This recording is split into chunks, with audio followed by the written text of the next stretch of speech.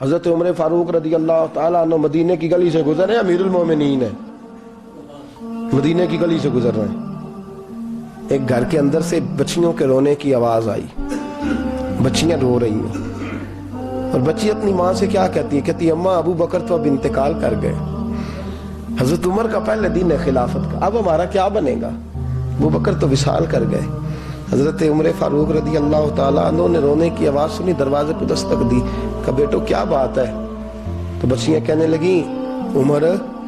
ہمارے ابا جی ہماری 10-15 بکریاں ہیں، تو ہمارے والد صاحب ان کا دودھ دھو کے بیچا کرتے تھے، گزارا ہو جاتا تھا۔ جس دن ابا جی فوت ہوئے تو اس دن سے لے کر ابو بکر صدیق روز عصر کے بعد آیا کرتے تھے، ہماری بکریوں کا دودھ دھو کے دیتے تھے، کچھ ہم پیتی تھی، کچھ بیچ لیتی تھی، گزارا چلتا تھا۔ جس دن ابو بکر صدیق خلیفہ بنے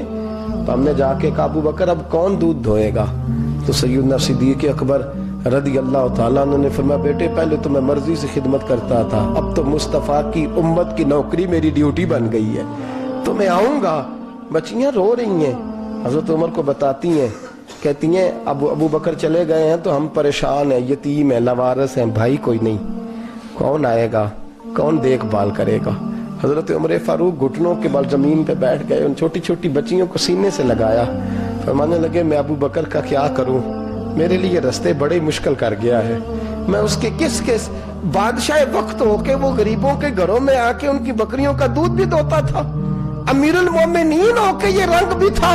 فرمایا بیٹیوں فکر نہ کرنا، جب تک عمر زندہ رہے گا، عمر آتا رہے گا، یہ نوکری کرتا رہے گا۔ کچھ دن بیتے تو حضرت عمر فاروق کو یاد آیا اوہو مدینے میں ایک بوڑھی اماں بھی رہتی ہے جس کا کوئی گھر کا کام کرنے والا نہیں، اور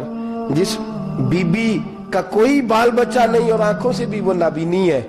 حضرت ابو بکر صدیق رات کے سناٹے میں جایا کرتے تھے، اس کے گھر میں جھاڑو دیتے تھے، یہ بادشاہ ہے، اس کی فقیری کا رنگ دیکھو، اس کو کنویں سے پانی بھر کے لا کے دیتے تھے۔ اور یہ لفظ آپ سنیں گے تو حیران ہو جائیں گے، اس بوڑھی اماں کے لیے نا ایک کونے میں گھر میں دور بار شیر میں ایک جگہ کھود دی تھی جہاں وہ بی بی پخانہ اور پیشاب کرتی تھی۔ امیر المومنین حضرت ابو بکر صدیق رات کو جاتے تھے اور اس کا وہ پخانہ وہاں سے اٹھا کے باہر پھینک کے آیا کرتے تھے۔